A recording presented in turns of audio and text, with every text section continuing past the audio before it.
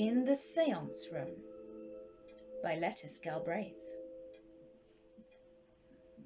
Dr. Valentine Burke sat alone by the fire. He had finished his rounds, and no patient had disturbed his postprandial reflections. The house was very quiet, for the servants had gone to bed, and only the occasional rattle of a passing cab and the light patter of the rain on the window panes broke the silence of the night. The cheerful glow of the fire and the soft light from the yellow-shaded lamp contrasted pleasantly with the dreary fog which filled the street outside. There were spirit decanters on the table, flanked by a siphon and a box of choice cigars. Valentine Burke liked his creature comforts.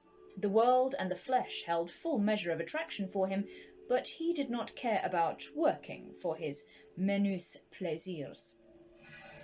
The ordinary routine of his profession bored him. That he might eventually succeed as a ladies' doctor was tolerably certain. For a young man with little influence and less money, he was doing remarkably well, but Burke was ambitious, and he had a line of his own. He dabbled in psychics, and had written an article on the future of hypnotism, which had attracted considerable attention. He was a strong magnetizer and offered no objection to semi-private exhibitions of his powers. In many drawing rooms he was already regarded as the apostle of the coming revolution, which is to substitute disintegration of matter and cerebral precipitation for the present system of the parcels, mail, and telegraphic communication. In that section of society which interests itself in occultism, Burke saw his way to making a big success. Meanwhile, as man cannot live on adulation alone, the doctor had a living to get, and he had no intention whatever of getting it by the labour of his hands. He was an astute young man, who knew how to invest his capital to the best advantage. His looks were good, they were his capital, and he was about to invest them in a wealthy marriage. The fates had certainly been propitious when they brought Miss Elma Lang into the charmed circle of the Society for the Revival of Eastern Mysticism. Miss Land was an orphan. She had full control of her fortune of £30,000. She was sufficiently pretty, and extremely susceptible. Burke saw his chance and went for it, to such good purpose that before a month had passed his engagement to the heiress was announced, and the wedding day within measurable distance. There were several other candidates for Miss Lang's hand, but it soon became evident that the doctor was first favourite. The gentlemen who devoted themselves to occultism, for the most part, despised physical attractions. Their garments were fearfully and wonderfully made. They were careless as to the arrangement of their hair. Beside them, Valentine Burke, handsome, well set up, and admirably turned out, showed to the very greatest advantage. Emma Lang adored him. She was never tired of admiring him. She was lavish of pretty tokens of her regard. Her photographs in costly frames were scattered about his room, and on his hand glittered the single stone diamond ring which had been her betrothal gift. He smiled pleasantly as he watched the firelight glinting from the many-coloured facets. "I have been lucky," he said aloud. "I pulled that through very neatly. Just in time, too, for my credit would not stand another year. I ought to be all right now if—" He broke off abruptly, and the smile died away. If it were not for that other unfortunate affair. What a fool! What a damned fool I was not to let the girl alone, and what a fool she was to trust me. Why could she not have taken better care of herself? Why could not the old man have looked after her? He made row enough over shutting the stable door when the horse was gone. It was cleverly managed, though. I think even c'est cher papa exonerates me from any participation in her disappearance. And fate seems to be playing into my hand, too. That body turning up just now was a stroke of luck. I wonder who the poor devil really is." He felt for his pocket-book and took out a newspaper cutting. It was headed in large type, "Mysterious Disappearance of a Young Lady." "The body found yesterday by the police in Muddlesham Harbour is believed to be that of Miss Catherine Greaves, whose mysterious disappearance in January last created so great a sensation. It will be remembered that Miss Greaves, who was a daughter of a well-known physician of Templefoot, Worcestershire, had gone to Muddlesham on a visit to her married sister, for whose house she suddenly disappeared. Despite the most strenuous efforts on the part of her distracted family, backed by the assistance of able detectives, her fate has, up to the present, remained enshrouded in mystery. On the recovery of the body yesterday, the Muddlesham police at once communicated with the relations of Miss Greaves, by whom the clothing was identified. It is now supposed that the unhappy girl threw herself into the harbour during a fit of temporary insanity, resulting, it is believed, from an unfortunate love affair. Valentine Burke read this paragraph through carefully and replaced it in the pocket-book with a cynical smile. How exquisitely credulous are the police and the relatives and the noble British public. Poor Kitty is practically dead to the world. What a pity. He hesitated and stared into the blazing coals. Would save so much trouble, he went on after a pause. And I hate trouble. His fingers were playing absently with a letter from which he had taken a slip of printed paper. An untidy letter, blotted and smeared, and hastily written on poor, thin paper. He looked at it once or twice and tossed it into the fire. The note-sheet shrivelled and curled over, dropping onto the hearth, where it lay smouldering. A hot cinder had fallen out of the grate, and the doctor, stretching out his foot, kicked the letter close to the live coal. Little red sparks crept like glowworms along the scorched edges, flickered and died out. The paper would not ignite. It was damp with a woman's tears. I was a fool, he murmured with conviction. It was not good enough. It might have ruined me. He turned to the spirit stand and replenished his glass, measuring his brandy carefully. I don't know that I'm out of the wood yet, he went on, as he filled up the tumbler with soda water. The money is running short, and women are so damned inconsiderate. If Kitty were to take it into her head to turn up here, it would be that... The sentence remained unfinished, cut short by a sound from below. Someone had rung the night bell. Burke set down the glass and bent forward, listening intently. The ring, timid, almost deprecating, was utterly unlike the usual imperative summons for medical aid. Following immediately on his outspoken thoughts, it created an uncomfortable impression of coming danger. He felt certain that it was not a patient, and if it were not a patient, who was it? There was a balcony to the window. He stepped quietly out and leaned over the railing. By the irregular flicker of the street lamp he could make out the dark figure of a woman on the steps beneath, and through the patter of the falling rain he fancied he caught the sound of a suppressed sob. With a quick glance to assure himself that no one was in sight, the doctor ran downstairs and opened the door. A swirl of rain blew into the lighted hall.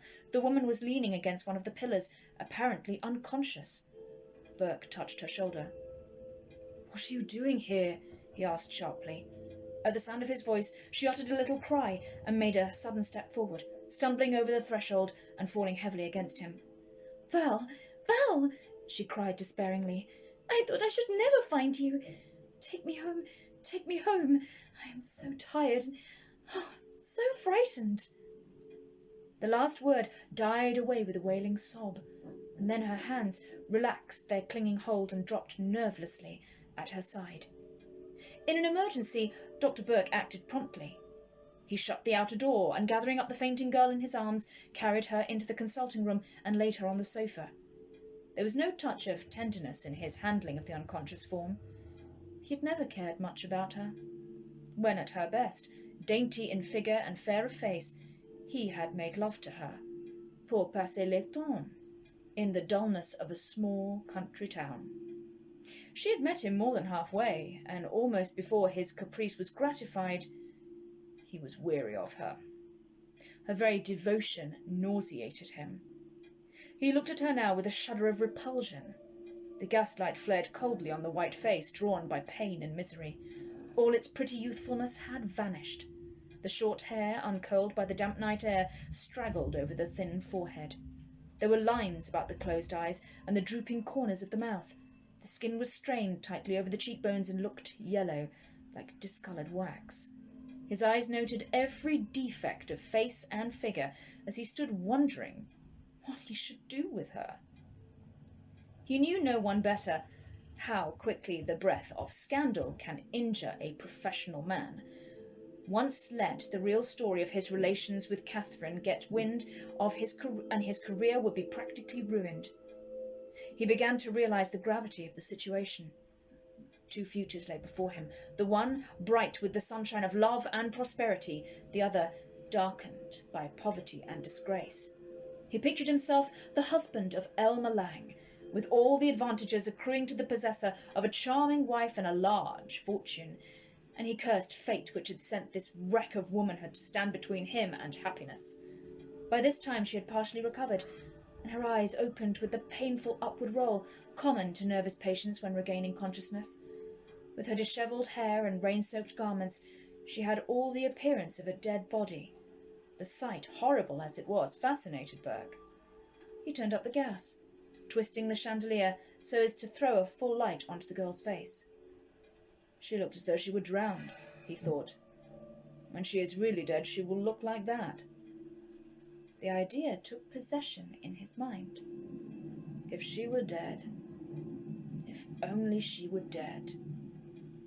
Who can trust the discretion of a wronged and forsaken woman? But the dead tell no tales. If only she were dead. The words repeated themselves again and again, beating into his brain like the heavy strokes of a hammer. Why should she not die? Her life was over, a spoiled, ruined thing. There was nothing before her but shame and misery. She would be better dead. Why, he laughed suddenly, a hard, mirthless laugh. She was dead already.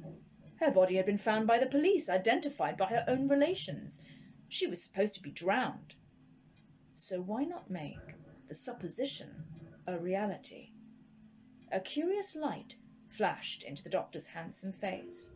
A woman seeing at that moment would have hesitated before trusting her life in his hands.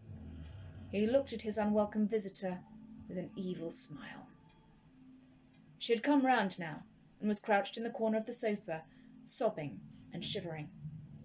"Don't be angry with me, Val. Please don't be angry. I waited till I had only just enough money for my ticket, and I dare not stay there any longer. It is so lonely, and you never come and see me now. It is 10 weeks since you were down, and you won't answer my letters. I was so frightened all alone. I began to think you were getting tired of me. Of course, I know it is all nonsense. You love me as much as you ever did. It is only that you are so busy, and hate writing letters." She paused, waiting for some reassuring words. But he did not answer, only watched her with cold, steady eyes. "Did you see the papers?" she went on, with chattering teeth. "They think I'm dead.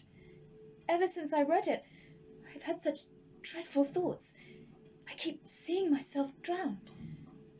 I believe I am going to die, Val, and I don't want to die, and I'm so frightened. I thought you would take me in your arms and comfort me like you used to do, and I should feel safe. Oh, why don't you speak to me? Why do you look at me like that? Val, dear, don't do it, don't do it. I cannot bear it." Her great, terrified eyes were fixed on his, fascinated by his steady, unflinching gaze. She was trembling violently. Her words came with difficulty in short gasps. "You've never said you were glad to see me. It is true, then, that you don't love me any more. You are tired of me, and you will not marry me now. What shall I do? What shall I do? No one cares for me. No one wants me. And there is nothing left for me but to die." Still no answer. There was a long silence while their eyes met in that fixed stare, his cold, steady, dominating, hers flinching, and striving vainly to withstand the power of the stronger will. In a few moments the unequal struggle had ended. The girl sat stiff and erect, her hands grasping the arm of the sofa. The light of consciousness had died out of the blue eyes, leaving them fixed and glassy. Burke crossed the floor and stood in front of her. "Where is your luggage?" he asked authoritatively. She answered in a dull, mechanical way. "At the station." Have you kept anything marked with your own name? Any of my letters? No, nothing. There. You have kept some of my letters. Where are they? Here. Her hand sought vaguely for her pocket. Give them to me, all of them. Mechanically she obeyed him, holding out 3 envelopes, after separating them carefully from her purse and handkerchief. Give me the other things. He opened the purse. Besides a few shillings, it contained only a visiting card on which an address had been written in pencil. The doctor tore the card across and tossed it into the fireplace. Then his eyes fastened on those of the girl before him. Very slowly, he bent forward and whispered a few words in her ear, repeating them again and again. The abject terror visible on her face would have touched any heart but that of the man in whose path she stood. No living soul save the sensitive on whom he was experimenting heard those words, but they were registered by a higher power than that of the criminal court, damning evidence to be produced one day against the man who had prostituted his spiritual gift to mean and selfish ends. In the grey light of the chilly November morning, a park keeper near the Regent's Canal was startled by a sudden, piercing shriek. Hurrying in the direction of the sound, he saw through leafless branches a figure struggling in the black water. The park keeper was a plucky fellow whose courage had gained more than one recognition from the Humane Society, and he began to run towards the spot where the dark form had been. But before he had covered 10 yards of ground, rapid footsteps gained on his, and a man shot past him. "Someone in the canal!" he shouted as he ran. "I think it is a woman. You had better get help."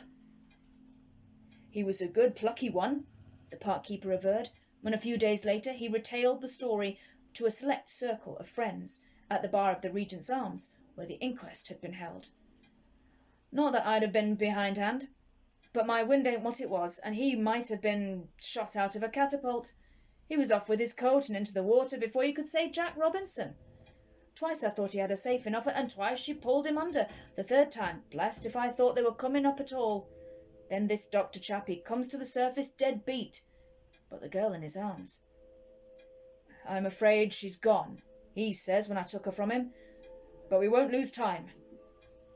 And he set to and carried out all the instructions for recovering the apparently drowned, while I went for some brandy. It wasn't of bit of use. The young woman was dead as a doornail. If only she had kept quiet, I might have saved her, he says, quite sorrowful like, but she struggled so, and sure enough his hands were regularly torn and bruised where she'd gripped him. Dr. Burke and the park keeper were the chief witnesses at the inquest. There were no means of identifying the dead woman. The jury returned a verdict of felo de se, and the coroner complimented the doctor on his courageous attempt to rescue the poor outcast. The newspapers, too, gave him a nice little paragraph, headed, "Determined suicide in Regent's Park. Gallant conduct of a well-known physician." And Elma Lang's dark eyes filled with fond and happy tears as she read her lover's praises. "You are so brave, Val, so good," she cried, "and I'm so proud of you. But you ran a horrible risk." "Yes," he answered gravely. "I thought once it was all up with me. That poor girl nearly succeeded in drowning the pair of us. Still, there wasn't much in it. You know, any other fellow would have done the same." "No, they would not. It is no use trying to pretend you are not a hero, Val, because you are.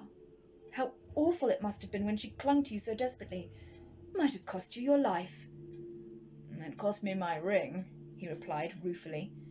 "It is lying at the bottom of the canal at this moment, unless some adventurous fish has swallowed it. Your first gift." "What does it matter?" she answered impulsively. "I can give you another tomorrow. What does anything matter, since you are safe?" Burke took her in his arms and kissed the pretty upturned face. She was his now, bought with the price of another woman's life. Bah! He wanted to forget the clutch of those stiffening fingers and the glazed, awful stare of the dead eyes through the water. "Let us drop the subject," he said gently.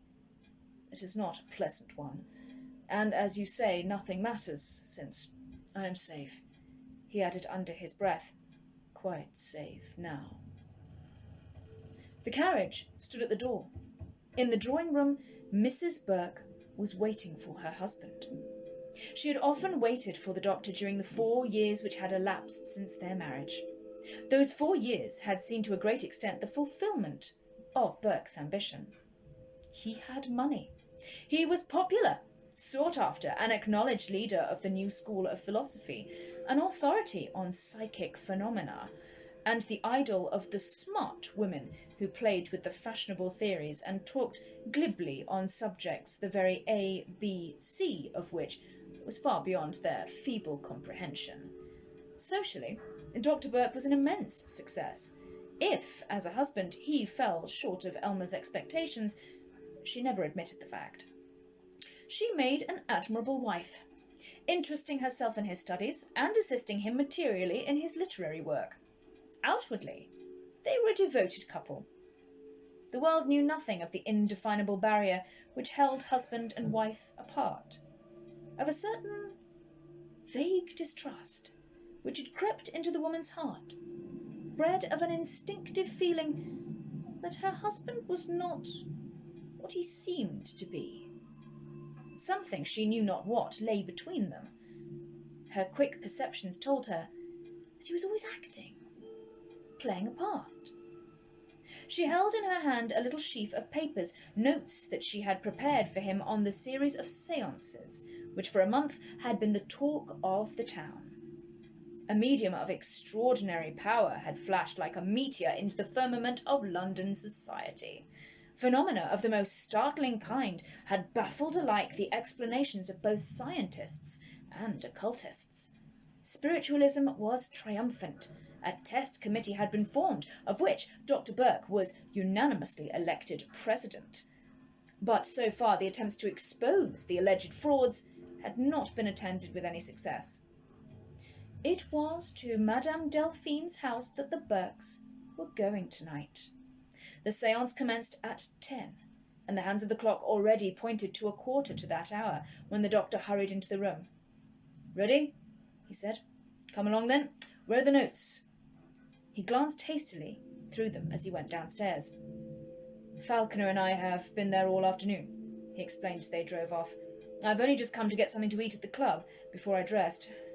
We have taken the most elaborate precautions. If something cannot be proved tonight—" He paused. "Well?" she said anxiously. "We shall be the laughing-stock of London," he concluded emphatically. "What do you really think of it?" "Humbug, of course. But the difficulty is to prove it." "Mrs. Thirlwall declares that the 5th appearance last night was undoubtedly her husband. I saw her today.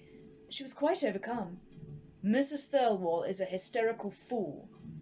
"But your theory admitted the possibility of materializing the intense mental—" Burke leaned back in the carriage, laughing softly. "My dear child, I had to say something."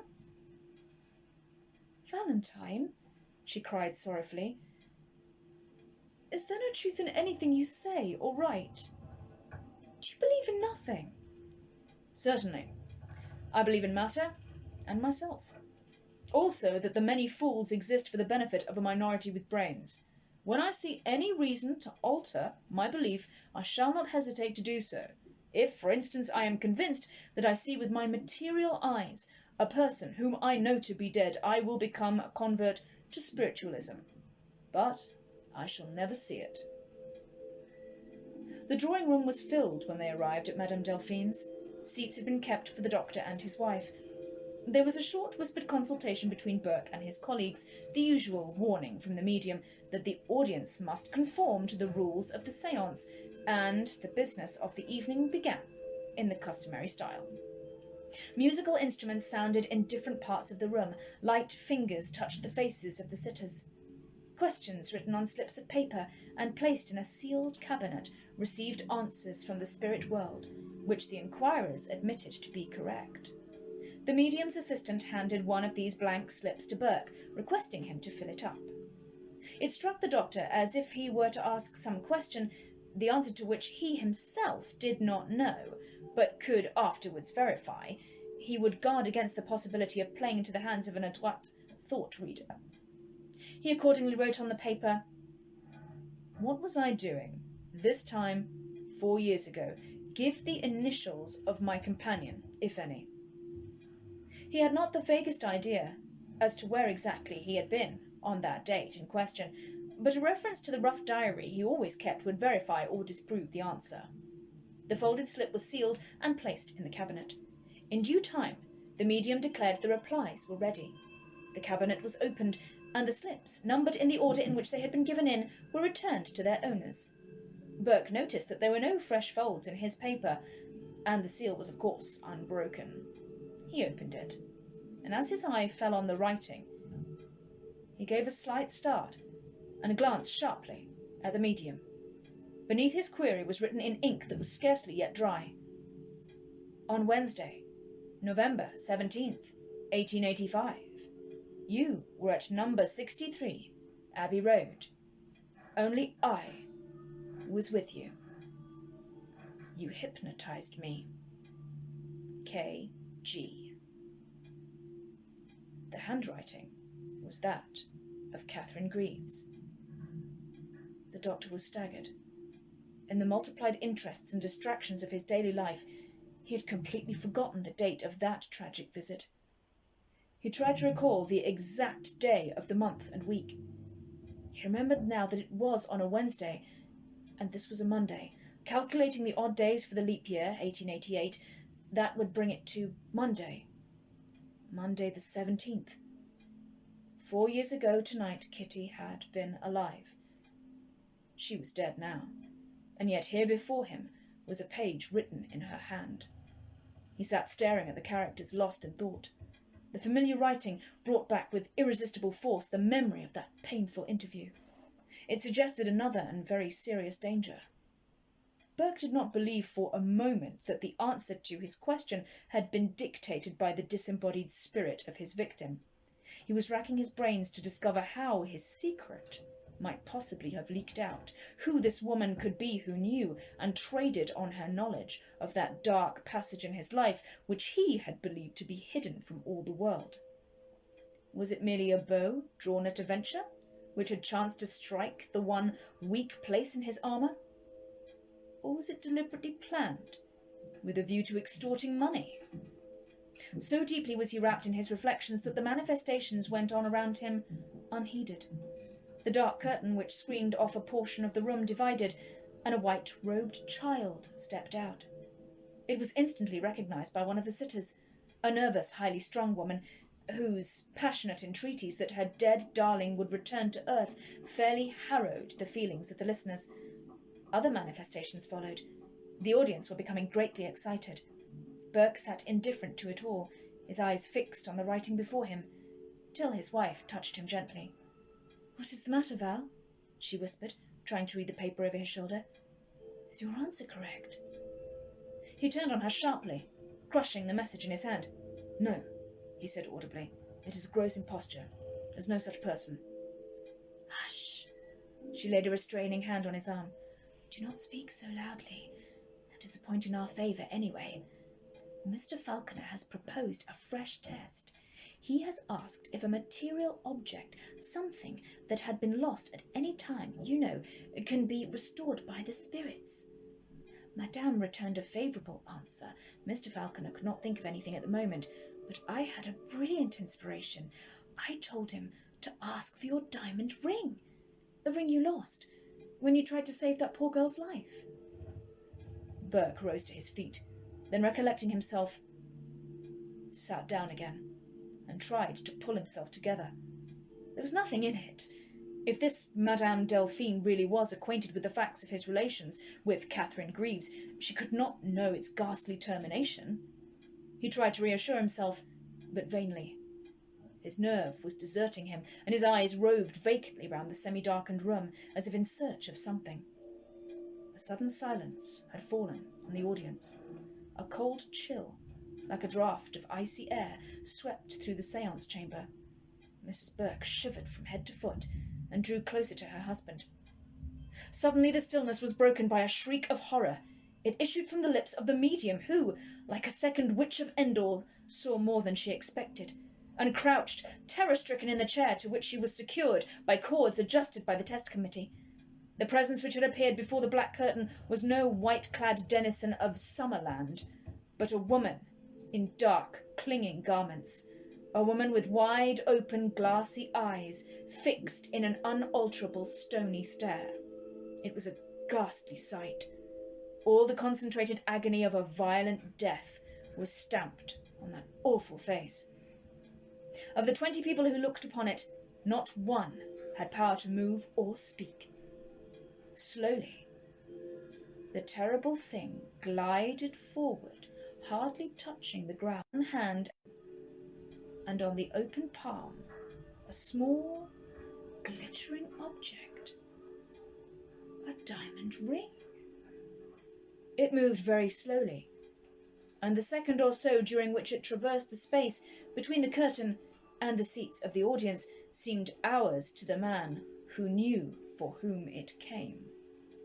Valentine Burke sat rigid. He was oblivious to the presence of spectators, hardly conscious of his own existence.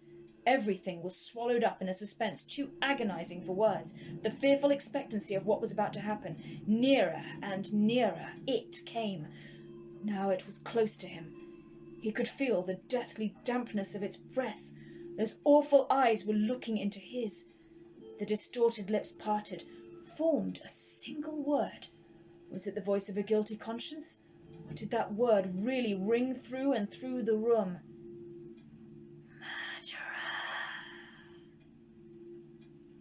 For a full minute the agony lasted. Then something fell with a sharp click on the carpetless floor. The sound recalled the petrified audience to a consciousness of mundane things. They became aware that it was gone. They moved furtively, glanced at each other. At last someone spoke. It was Mrs. Burke. She had vainly tried to attract her husband's attention, and now turned to Falconer, who sat next to her. "Help me get him away," she said. The doctor alone had not stirred. His eyes were fixed, as though he was still confronted by that unearthly presence. Someone had turned up the gas. 2 of the committee were releasing the medium, who was half dead with fright. Falconer unfastened the door, and sent a servant whom he met in the hall for a hansom. When he returned to the séance room, the doctor was still in the same position. It was some moments before he could be roused, but when once they succeeded in their efforts, Burke's senses seemed to return. He rose directly, and prepared to accompany his wife. As they quitted their seats, Falconer's eyes fell upon the diamond ring which lay unnoticed on the ground. He was going to pick it up, but someone caught his hand and stopped him. "Leave it alone," said Mrs. Burke in a horrified whisper. "For God's sake, don't touch it." Husband and wife drove home in silence. Silently the doctor dismissed the cab and opened the hall door. The gas was burning brightly in the study. The servant had left on the side table a tray with sandwiches, wine and spirits. Burke poured out some brandy and tossed it off neat. His face was still rather white. Otherwise he had quite recovered his usual composure. Mrs. Burke loosened her cloak and dropped wearily into a chair by the fire. A hopeless despondency was visible in every line of her attitude. Once or twice the doctor looked at her and opened his lips to speak. Then he thought better of it, and kept silent. Half an hour passed this way. At last Burke lighted a candle and left the room. When he returned he carried in his hand a small bottle. He had completely regained his self-possession as he came over to his wife and scrutinized her troubled face. "Have some wine," he said, "and then you had better go to bed. You look thoroughly done up." "What is that?" She pointed to the bottle in his hand. "A sleeping draught. Merely a little morphia and bromide. I should advise you to take one too. Frankly, tonight's performance was enough to try the strongest nerves. Mine requires steadying by a good night's rest, and I do not intend on risking an attack of insomnia." She rose suddenly from her chair and clasped her hands on his arm. "Val," she cried piteously, "don't try to deceive me. Dear, I can bear anything if you will only trust me and tell me the truth. What is this thing which stands between us? What was the meaning of that awful sight? For a moment he hesitated. Then he pulled himself together and answered lightly, "My dear girl, you are unnerved, and I do not wonder at it. Let us forget it." "I cannot! I cannot!" she interrupted wildly. "I must know what it meant. I've always felt sure there was something, Valentine. I beseech you by everything you hold sacred, tell me the truth now, before it is too late. I could forgive you almost anything, if you will tell me bravely, but do not leave me to find it out for myself." "There is nothing to tell." "You will not trust me." "I tell you, there is nothing." "That is your final answer?" "Yes." Without a word she left the room and went upstairs. Burke soon followed her. His nerves had been sufficiently shaken to make solitude undesirable. He smoked a cigar in his dressing room and took the sleeping draught before going to bed. The effects of the opiate lasted for several hours. It was broad daylight when the doctor awoke. He felt weak and used up, and his head was splitting. He lay for a short time in that drowsy condition which is the borderland between sleeping and waking. Then he became conscious that his wife was not in the room. He looked at his watch and saw that it was 9:30. He waited a few minutes, expecting her to return, but she did not come. Presently he got up and drew back the window curtains. As the full light streamed in, he was struck by a certain change in the appearance of the room. At first he was uncertain in what the change consisted, but gradually he realized that it lay in the absence of the usual feminine impedimenta. The dressing-table was shorn of its silver toilet accessories. One or two drawers were opened and emptied of their contents. The writing-table was cleared, and his wife's dressing-case had disappeared from its usual case. Burke's first impulse was to ring for a servant and make inquiries, but as he stretched out his hand to the bell, his eyes fell on a letter, conspicuously placed on the centre of a small table. It was addressed in Elmer's handwriting. From that moment Burke knew that something had happened, and he was prepared for the worst. The letter was not long. It was written firmly, though pale blue stains here and there indicated where the wet ink had been splashed by falling tears. "When you read this," she wrote, "I shall have left you forever. The only reparation in your power is to refrain from any attempt to follow me. Indeed, you will hardly desire to do so when I tell you that I know all. I said last night I could not endure the torture of uncertainty. My fears were so terrible that I felt I must know the truth or die. I implored you to trust me. You put me off with a lie. Was I to blame if I used against you a power which you yourself had taught me? In the last 4 hours I have heard from your own lips the whole tragedy of Catherine Greaves. Every detail of that horrible tragedy you confessed unconsciously in your sleep. And I, who loved you, heaven knows how dearly, have to endure the agony of knowing my husband is a murderer, and that my wretched fortune supplied the motive for this crime. Thank God I have no child to bear the curse of your sin, to inherit its father's nature. I hardly know what I'm writing. The very ground seems to be cut away from under my feet. On every side I can see nothing but dense darkness, and the only thing that is left to us is death.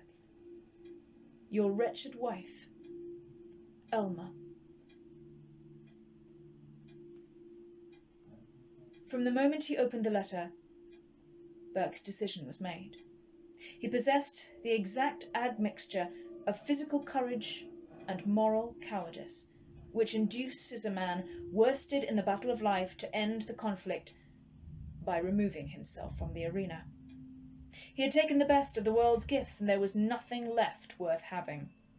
His belief in a future life was too vague to cause him any uneasiness, and physically, fear was a word he did not understand.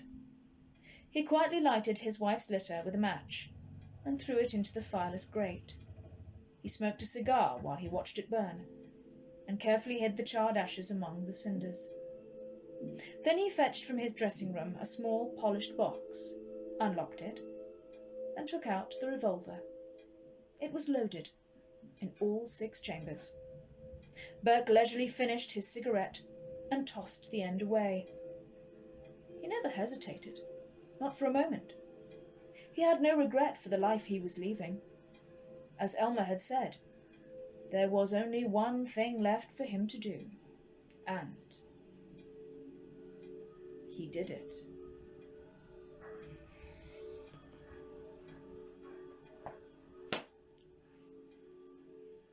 The end. Thank you for joining me once again for another Lexinory evening. Everybody have a good evening. Don't let the bed bugs bite.